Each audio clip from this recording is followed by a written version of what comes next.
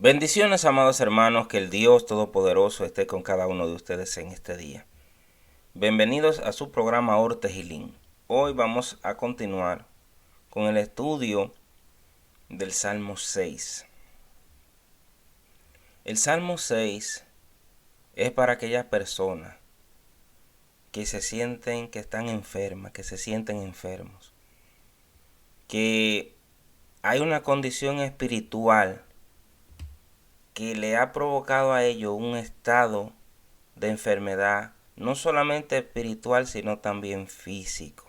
A veces las preocupaciones, a veces cuando nosotros somos perseguidos, a veces cuando nosotros somos atormentados, a veces cuando nosotros somos humillados por las personas, a veces cuando nosotros hicimos algo mal, porque todos nosotros pecamos, erramos, fallamos, nos desviamos del camino en muchas ocasiones y nos viene un periodo de corrección porque hemos pecado.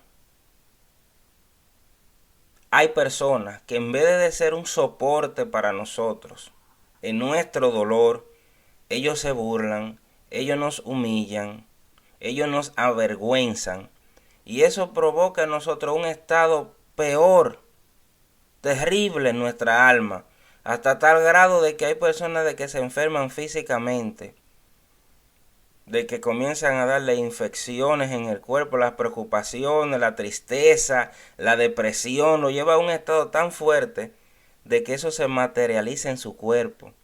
Hay personas que le ha dado cáncer, que le dan infecciones, que le dan infartos, etcétera. El Señor reprenda todo ese tipo de enfermedades en el nombre de Jesús.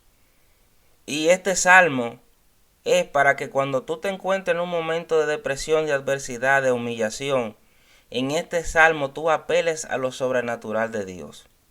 Recuerda que tu confianza debe estar siempre depositada en Dios. En el camino de la fe es un camino de confianza.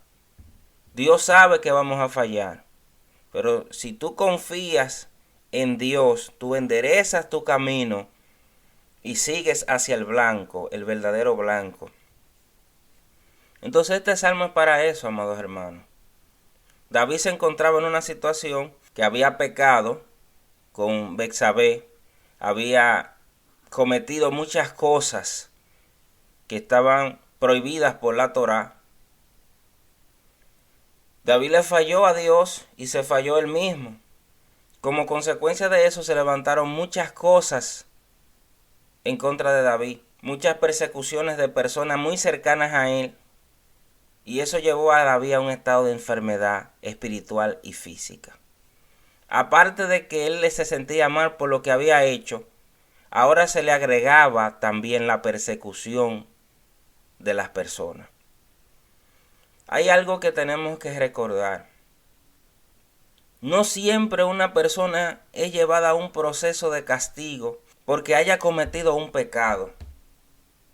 No siempre una persona se enferma porque cometió un pecado. No siempre una persona es llevada a un proceso económico porque cometió un pecado. No siempre una persona es perseguida porque cometió un pecado. Dios manda juicio sobre una persona por diferentes maneras, por diferentes causas, Nosotros no conocemos el por qué. Entonces, como nosotros no conocemos el por qué, a veces nosotros nos convertimos en jueces y hacemos dictámenes y juicios sobre una persona en especial cuando vemos que está pasando una situación en específico. Entonces lo correcto es callarse y servir de aliento para esas personas que se encuentran en esos procesos, dándole soporte en cuanto a lo de Dios. ¿Se recuerdan lo que le pasó a Job? que vinieron sus amigos, Elifaz, Temanita, toditos ellos vinieron con ese espíritu de acusación y de que a ti te está pasando esto porque tú eres malo y porque solamente Dios sabe 100% el por qué a una persona le vienen ciertas circunstancias. Entonces nuestro deber es callar en cuanto al juicio y hablar en cuanto a ministrar confianza, restauración y que esa persona se afirme en Dios independientemente de lo que le esté pasando. Voy a leer el Salmo porque ya hemos avanzado mucho con esta introducción. Voy aquí. Dice Salmo 6, al músico principal eneginó sobre Sheminit, Salmo de David. Desde este momento ya tenemos un comentario. Recuérdense que al músico principal, le Manaseah, ¿qué es lo que está diciendo David? ¿Qué es lo que es Sheminí? David te está diciendo, voy a apelar al que me da la victoria a través de un instrumento de 8 cuerdas. Sheminit es un instrumento de 8 cuerdas. ¿Por qué David está eligiendo un instrumento de 8 cuerdas en este caso? Hemos dicho en varias ocasiones que hay diferentes tipos de instrumentos de cuerdas, de instrumentos musicales. Cada instrumento musical tiene una función en específico a nivel espiritual, no simple y llanamente a nivel de melodía. Recuérdense que lo que nosotros hacemos a nivel físico tiene un impacto a nivel espiritual y lo que nosotros hacemos a nivel espiritual tiene un impacto en el mundo físico. Entonces, un principio, recuerde eso. Sheminí es un instrumento de 8 cuerdas. ¿Por qué el 8? Recuérdense que el 8 tiene los números en la Biblia tienen connotaciones especiales. Para eso uno estudia gematría. No voy a entrar en eso ahora. Pero voy a dar un resumen. En el número 6 representa el estado natural, representa al hombre, representa la creación, la naturaleza.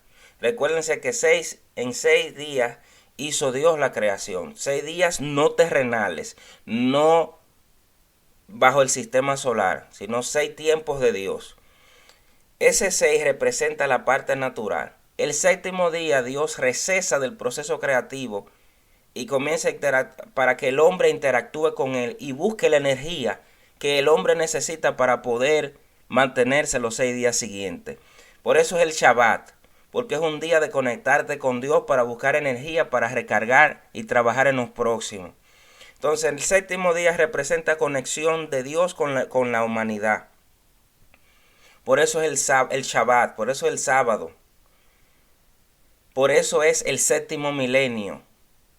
Ahora nosotros estamos en la era presente. El séptimo milenio, cuando venga el Mesías, o sea Yeshua, que son los 1000 años de gobierno, es Dios interactuando con la creación, corrigiendo todo para que el hombre es un estado de rectificación, de corrección. Recuérdense el libro de Apocalipsis, que muchas teologías lo sacan, muchas teologías lo malinterpretan y no lo toman literal de que Jesús viene a gobernar la tierra por 1000 años. Ese número 7 representa el reino milenial, la era mesiánica. Ahora, hay algo más elevado que la era mesiánica. Recuérdense que la era mesiánica es un estado de transición de la era presente al cielo nuevo y tierra nueva. El cielo nuevo y tierra nueva representa el 8º milenio, ya un estado de perfección, un estado de lo sobrenatural de Dios.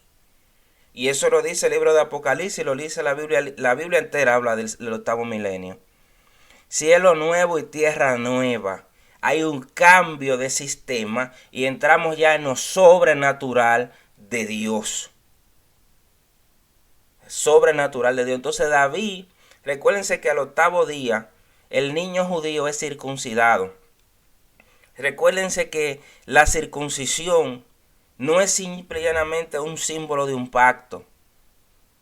No es simple y llanamente eso, es algo más elevado, es algo espiritual, es sobre lo natural de Dios, interactuando en el individuo.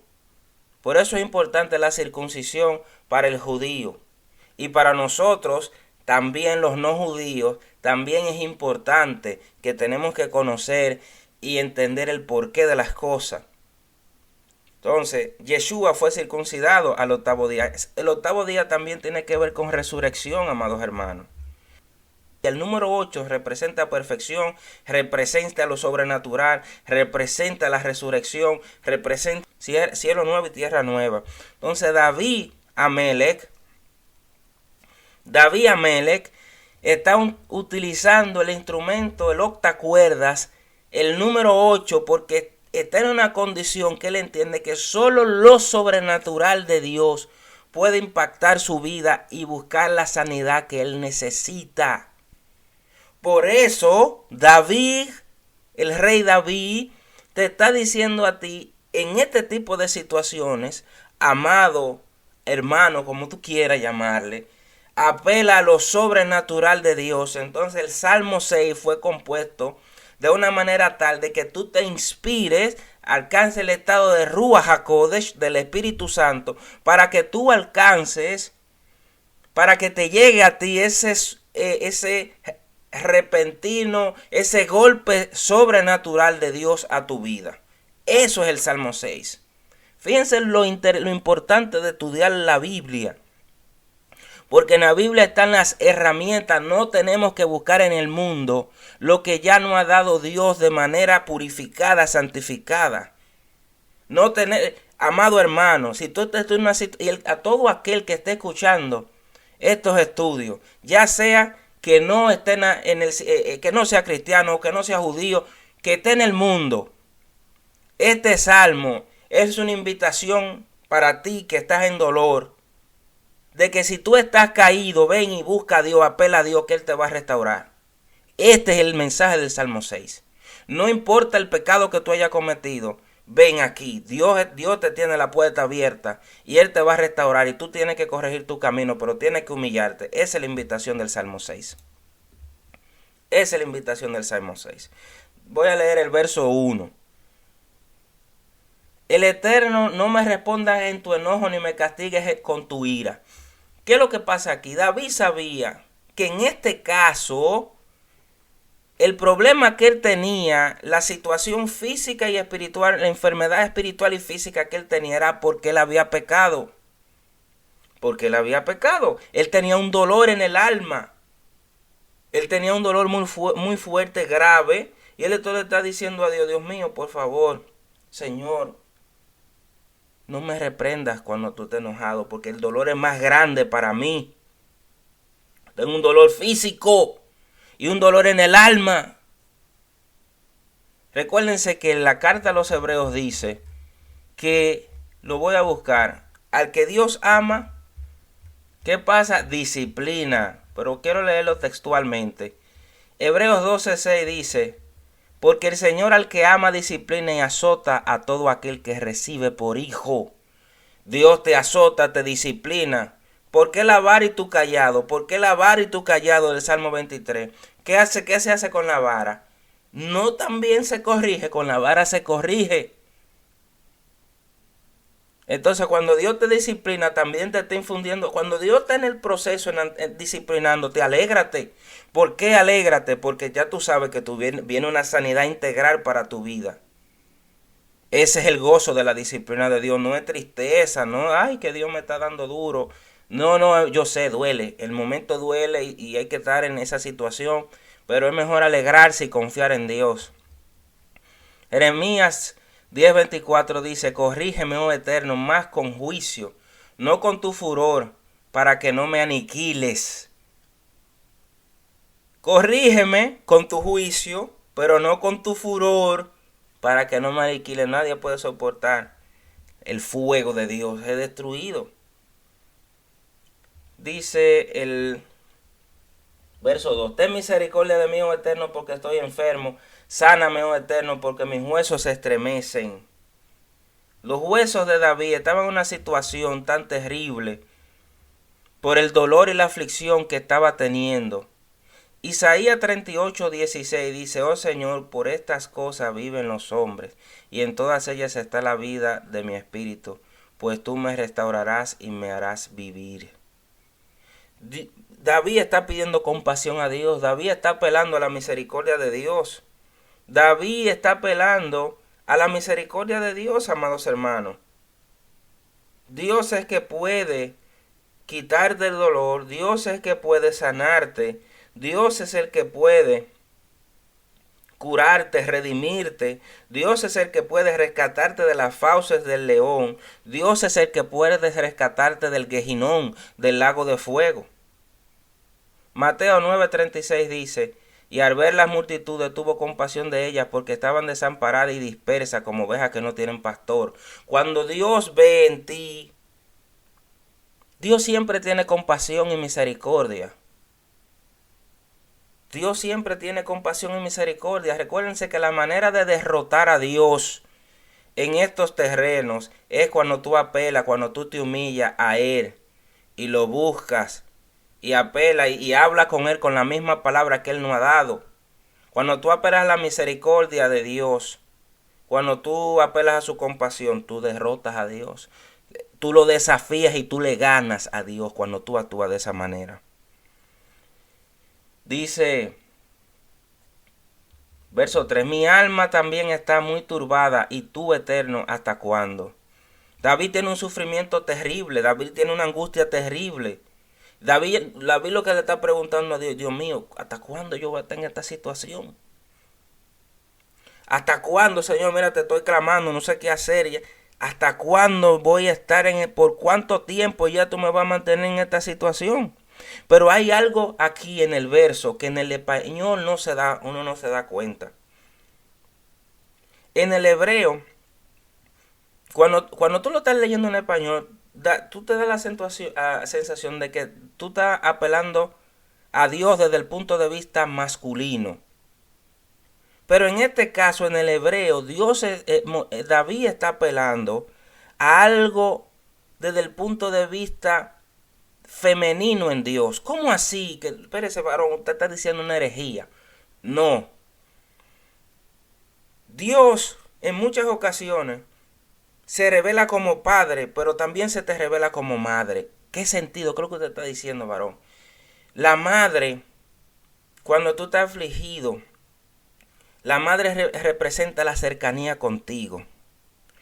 Fíjense que las madres tratan a los hijos de una manera diferente a los padres. En los padres hay corrección, en los padres hay fuerza, en los padres la disciplina del padre es más fuerte que la de la madre. Entonces, David en este caso está apelando a la parte de Dios, amados hermanos, que está asociada con el amor, que está asociado con la cercanía, como cuando una madre se acerca a sus hijos cuando los hijos están enfermos, cuando sienten dificultad. Ustedes saben que la madre trata más suave a los hijos. En términos generales, no siempre, pero en términos generales las madres tratan más suave a los hijos. En este caso, David está apelando a esa parte sensible de Dios en cuanto a su cercanía. Eso se nota en el hebreo, en el español uno no se da cuenta. Pero la forma como David habla en el hebreo aquí te está apelando a esa parte cercana de Dios que es como si fuera tu madre. Espero que hayan entendido para que no distorsionen lo que acabo de decir. Las madres tienen un amor, una cercanía más con los hijos que los padres. El padre es más duro, el padre es más rígido, el padre tiene ciertas características muy diferentes a las de la madre, mientras la madre es más suave, la madre muestra un amor más, hay algo maternal. Los hijos siempre tienen una cercanía más con la madre que con el padre. Entonces David está apelando a esa cercanía con Dios, a esa cercanía con Dios. Entonces, en el Nuevo Testamento, Romanos 8:23 dice: y no solo ella, sino que también nosotros mismos, que tenemos las primicias del Espíritu, nosotros también gemimos dentro de nosotros, esperando la adopción, la redención de nuestro cuerpo. Nosotros estamos esperando la intervención de Dios, esa cercanía con Dios, cuando nosotros le clamamos a Él. Verso 4. Vuélvete, oh Eterno, libra mi alma, sálvame por tu misericordia. David sabe, David no está apelando a Dios ni por cosas buenas que él haya hecho, no está apelando a Dios ni por sus méritos, no está apelando a Dios por nada de eso. David está apelando a Dios a través de la misericordia de Dios. David está apelando a Dios por la misericordia de Dios mismo, no por cosas que él haya hecho, no porque se lo merezca, sino porque Dios es misericordioso y compasivo y benevolente. David le está pidiendo a Dios, no me trate bien por cosas que yo haya hecho, no me trate bien por él, no. Yo hice mal, pero yo necesito de tu misericordia. Tu misericordia es lo que me puede salvar. Tu misericordia es lo que me puede salvar. Tu misericordia es la que puede remover este sufrimiento que yo tengo en mi alma y en mi cuerpo. Eso es lo que David está diciendo. Salmo 31:16 dice: haz resplandecer tu rostro sobre tu siervo. Sálvame por tu misericordia. Sálvame, Señor, porque tú eres bueno. No porque yo haya hecho algo que yo merezca. Sálvame por... Eso es lo que David está diciendo. David está hablando de un concepto aquí, nuevo testamentario. No es un concepto nuevo testamentario, es un concepto que siempre ha existido. Voy aquí al verso 6:5. Porque en la muerte no hay memoria de ti, en el Seol, ¿quién te alabará? Nadie puede hacer obras buenas, nadie puede alabar, nadie puede buscar a Dios después que está muerto. El mundo ahora que tú estás aquí en este planeta es el momento de hacer las cosas buenas, es el momento de buscar a Dios, es el momento de conocer a Dios, es el momento de arrepentirte, es el momento de hacer todo lo bueno, lo agradable y lo perfecto.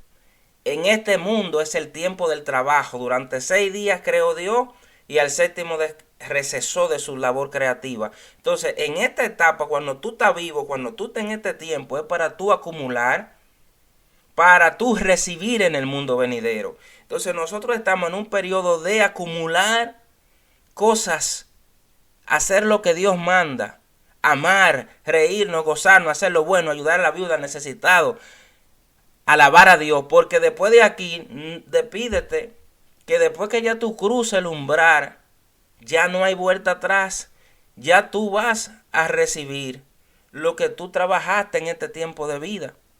Si tú trabajaste en lo malo, no esperes que te van a dar dulces, ni frutas, ni gozo, no. Ahora, si tú trabajaste en lo bueno, lo agradable y lo perfecto, ten confianza que Dios es bueno y misericordioso y compasivo y es justo, y su justicia te va a alcanzar al mundo venidero y tú vas a recibir allá lo que tú acumulaste aquí. Por eso es que Jesús siempre dice que acumulemos tesoro en el reino, no aquí abajo. No guarde dinero ahí sin usar. ¿Para qué? Inviértelo en las cosas del reino. Y no es para que compre silla para una iglesia, ni compre música para una iglesia. No. Es para que haga lo bueno. La butaca, la música, eso está muy bien, perfecto. Pero allá afuera hay gente que necesita, que está en dolor, que no tiene para comprarse una pastillita, una aspirinita, que no tiene para comprarse un poquito de comida. Que hay gente que está en dolor, que está en la clínica, que está en los hospitales, que está en las cárceles. Acumula riqueza con eso. Esa es la inversión. Para eso es el diezmo, las ofrendas. Gran parte del diezmo y las ofrendas es para eso. No es para hacer templo grande, que si yo qué, que todo ese tipo de cosas. No es para eso. Eso lo va a destruir. Las 4 paredes de bloque y cemento, viene un huracán, viene un tornado, viene un terremoto y lo tumba. Pero lo que tú siembras cuando una gente está enferma, que necesita un plato de comida, que está pasando necesidad, eso ni el tiempo ni los terremotos se lo lleva. Eso se acumula, eso se anota en los libros de allá arriba. Eso no se borra. Salmo 6, verso 6. Cansado estoy de gemir todas las noches, inundo de llanto mi lecho, riego mi cama con mis lágrimas. David estaba en una situación que llegaba a su casa, a su cama, y era llorar. La almohada de David era llena de agua que estaba, del sufrimiento que tenía. no aguantaba la presión, estaba depresivo y un montón de gente burlándose y acosándolo. Lucas 22:44 dice, y estando en agonía oraba más intensamente, y era su sudor como grandes gotas de sangre que caían hasta la tierra. Una agonía del alma, una presión terrible sentía Yeshua por lo que venía y por lo que estaba. Pero en el caso de Yeshua no había pecado, pero todo el pecado de todo el mundo había sido cargado en él. Él había sido cargado con algo que él no había hecho. Por eso la presión y la intensidad era terrible, la agonía era terrible. David, en cierto grado, David no lloró sangre, pero lloraba agua. Y David había cometido un pecado, varios pecados. Pero el hecho de que una persona cometa pecado no significa que nosotros individualmente ningún individuo puede juzgar a otro. Sí, ahora lo puede hacer una corte de justicia. Sí, lo pueden hacer una corte de la iglesia compuesta por los ancianos y poner disciplina y todo eso. Pero un individuo a otro individuo no puede juzgar. En este caso, David llegaba a su casa y era un desastre. Estaba un desastre. David que se estaba muriendo. Verso 7, verso 8, apartaos de mí todos los hacedores de iniquidad, porque el Eterno ha oído la voz de mi lloro. David sabía que Dios lo estaba escuchando, y David le estaba diciendo a toda esa gente que se estaba burlando y lo había humillado, arrepiéntanse, porque Dios me ha escuchado. Apártense de mí, hacedores de iniquidad. ¿Quiénes son hacedores de iniquidad? Hay personas que hacen lo malo. Pero también cuando tú pecas, tú creas energías negativas, tú creas demonios a tu alrededor que te atormentan. Cuando una persona peca, crea energía maligna. Esa energía maligna se personifica y crean demonios. Esos demonios atormentan a la persona. Si tú no te arrepientes, esos mismos demonios a ti se te faculta, se te da más energía para que tú sigas haciendo lo malo. Entonces, de la única manera que tú puedes impedir el crecimiento de lo malo es cuando tú se arrepientes y corriges y vuelves hacia Dios. Entonces, apartados de mí todos los hacedores de iniquidad, también suena a lo que Yeshua dijo en Mateo 7:23, entonces le declararé, nunca os conocí, apartados de mí, hacedores de maldad. ¿Quiénes son los hacedores de maldad? Lo que hacen lo contrario a lo que dice el Padre. Y muchos operan en milagros, operan en señales, sin la autorización del Padre. Esos son también hacedores de maldad. Lo que dicen que Dios abolió a Moisés, que Jesús clavó a Moisés en el madero y hacen milagros. Muchos de esos que dicen eso y hacen milagros y operan en milagros, en señales, etcétera, también son hacedores de maldad, porque ponen a Dios en contradicción. Operan en un don, tienen una supuesta unción, pero hacen otra cosa, porque Dios no lo ha autorizado a ellos. Jesús operaba y hacía milagros porque veía al Padre hacerlo. Es decir, Jesús hacía lo que el Padre le decía. Tú tienes que hacer milagros, operar en señales y todo eso cuando el Padre te dice que opere. No cuando tú quieras, no por tus propias pasiones, no por tus propios deseos. Verso 9. El Eterno ha oído mi ruego. El Eterno ha recibido mi oración. Dios te escucha, amado hermano. Dios está ahí atento a tu oración. Dios quiere. Dios está pendiente de todo aquel que clama a Él. Primera de Juan 5:14 dice, y esta es la confianza que tenemos en Él, que si pedimos alguna cosa conforme a su voluntad, Él nos oye. ¿Qué estaba pidiendo David? Restauración. ¿Por qué? Porque David estaba arrepentido y sabía que Dios era misericordioso y compasivo. Dios escucha, Dios trae consuelo. Dios, amado hermano, afirma tus pasos. Y por último, verso 10. Se avergonzarán y se turbarán mucho todos mis enemigos, se volverán y serán avergonzados de repente. David tenía la certeza de que sus enemigos iban a ser derrotados. David tenía la certeza de que sus enemigos iban a desaparecer y de que ese tiempo de angustia y aflicción iba a desaparecer y que ya no sería más. Y que venía un espacio nuevo en la vida de David de restauración, de gozo. Eso es lo que David te está diciendo aquí.